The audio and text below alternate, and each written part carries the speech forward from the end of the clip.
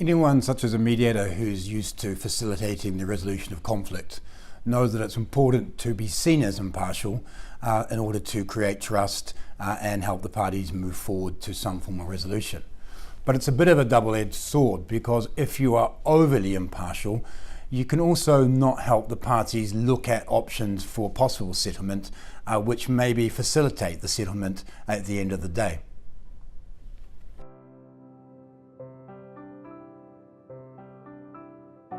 The most obvious and topical at the moment is the Israel-Palestine conflict, where we've seen in the last week or so 60 Palestinian protesters killed.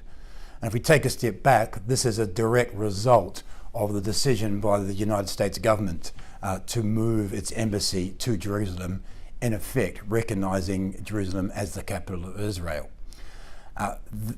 That's meant that the Palestinian side now perceive the American government as no longer an independent and neutral arbiter or broker of the peace process. And they've been quite clear that going forward, they don't see how the US are able to act as mediators in this quite serious and difficult conflict.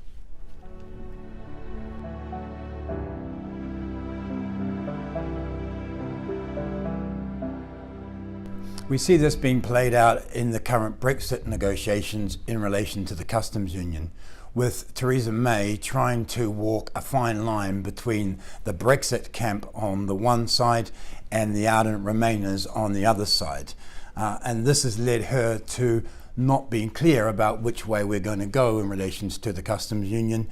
And the result of this is that it's impeding negotiations with the European Union. Some are saying that she needs to come off the fence and be clear whether she favours a complete removal from the customs union or some form of customs partnership, and then deal with the disaffected faction in an appropriate way. The key message is that the maintenance of impartiality is a fine balance. On the one hand, using it to help you resolve conflict is important, but also if you overuse it, it can actually impede progress towards settlement.